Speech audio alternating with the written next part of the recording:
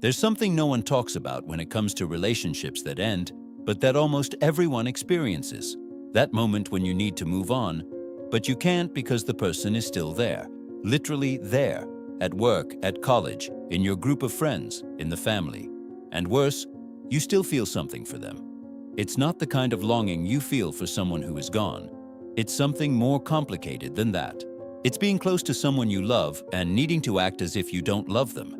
It's seeing that person's face every day and pretending your heart didn't speed up when they walked into the room. It's this strange thing of being completely in love and completely distant at the same time.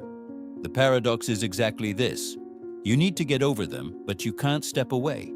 You want to stop loving them, but you see this person constantly. You try to move forward, but the past is right there, breathing next to you. And maybe the most confusing part is this. You don't know if you're suffering because you still love them, or if you're suffering because you can't love them freely. When a relationship ends and you both remain close, something strange happens with time. Some days you wake up and think you've moved on. You feel like you can look at that person the same way you look at anyone else.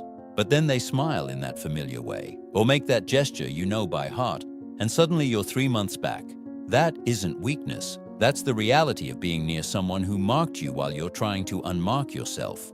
It's trying to build emotional distance while maintaining physical proximity. It's a conflict that lives inside you, not outside. You see this person doing well and feel a confusing mix of emotions. You're happy because you care about them, but it hurts because you're no longer there to be part of that happiness. You see them suffering and want to comfort them, but you know that's exactly what you can't do. Because comforting means going back. Going back means opening the door you're trying to close. Daily life becomes full of these small internal negotiations. You avoid certain conversations because you know they will hurt. You don't go to certain places because they might be there. You don't share certain things because you don't want them to know. It's not that you don't want them to know. It's that you don't want them to know through you because that would make it too real. And there's that specific moment, the one no one mentions, when you want to tell them something, because for years they were the person you told everything to. And then you feel that strange emptiness of not being able to do that anymore. Not because they wouldn't listen, maybe they even would, but because telling them would mean you're still connected in that way, and you don't know if you can be connected like that without wanting to go back. What makes this so confusing is that you feel things that seem contradictory. You want them to be happy, but you feel jealous when they're with someone else. You want to stop loving them, but you get irritated when they seem to be ignoring you. You try not to think about them, but when they appear, you notice everything, their hair, their tone of voice, whether they look tired. There's also that specific emotion, hope, the one you try to kill, but that doesn't die. The hope that maybe one day things might change. It's not that you're standing still waiting, but it's there, quietly whispering that maybe time will fix things. Maybe they'll realize they made a mistake. Maybe you'll change in a way that makes them want to try again. Maybe. And then there's the guilt. Because you feel like you shouldn't be feeling all of this. You should have moved on already.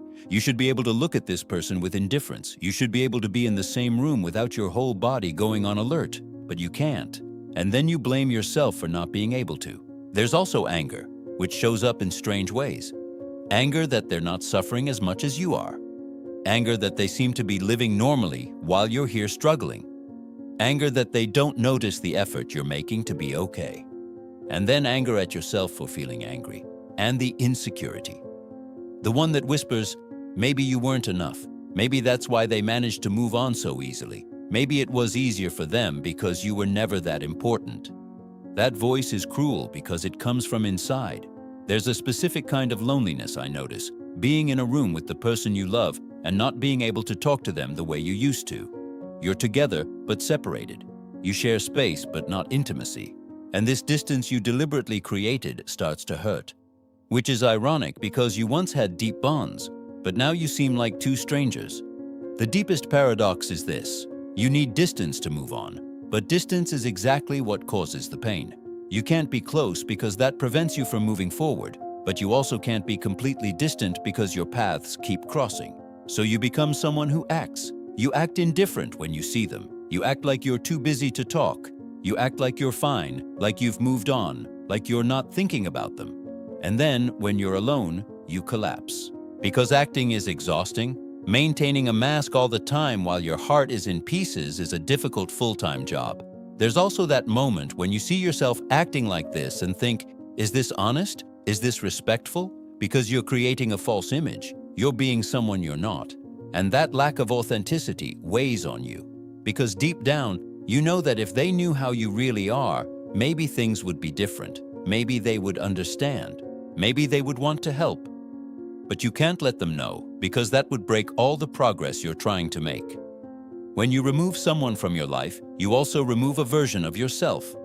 Because in a relationship, you are a certain person. You have certain roles, certain ways of being. And when that person leaves, those roles no longer make sense. You're trying to discover who you are without them. Who are you when you're not thinking about what they think? When you're not adjusting your behavior based on what they like? When you're not waiting for their messages? This rediscovery is necessary, but it's also disorienting. And while you're trying to build this new version of yourself, you keep seeing the old version of them every day. The version that knows you better than anyone. The version that knows exactly who you were when you were with them. And that makes the reconstruction harder because there's always a witness to your past right there. There's something about emotional maturity that I see people rarely mention. It doesn't mean you stop feeling. It means you learn to feel without being consumed by the feeling. It means you can love someone and still let them go. It means you can be sad and still move forward. But that doesn't happen overnight. It happens in small moments. When you can stay in the same room without your heart racing. When you can listen to them talk about their life without it hurting. When you can wish the best for them without that meaning you want to go back. And here's the truth.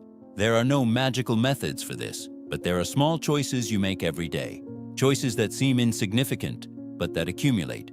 The first is recognizing that you can be okay and still be sad. You can be moving forward and still miss them. These feelings are not contradictory. They are simply both true at the same time. And when you stop trying to eliminate one of them, it becomes easier to deal with both. There's also the matter of creating rituals that don't involve them. Things you do that remind you that you are more than the person who was in that relationship. That you have a life that continues even when they are not there. These rituals don't have to be big. They can be small. A coffee you drink alone, a book you read, a place you go. Things that are yours. Then there's the matter of being honest with yourself about what you truly want. Do you want to move on because it's the right thing to do? Or do you want to move on because you genuinely believe it's better for you? Because that difference matters. If you're trying to move on out of obligation, it's harder. If you're trying because you know you deserve to be well, it becomes a little easier. And there's also accepting that you will relapse. That on some days you'll feel like you're back at the starting point. That you'll see them and all the progress you made will seem to disappear. That's normal. It doesn't mean you failed. It means you're human. In the end, when you manage to move on from someone you still see every day, what remains isn't the absence of feeling. It's a transformation of the feeling. You still care about them, but in a different way. You still want them to be happy, but you're no longer investing your own happiness in that. I believe the most important thing is this. You can be in the same space and breathe normally. You can hear them speak without your chest tightening. You can wish the best for them without it hurting.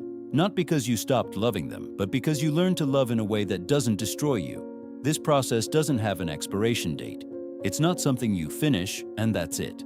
It's something you live. Every day you choose to be okay. Every day you choose to move forward. And at some point, those choices stop being difficult and simply become part of who you are.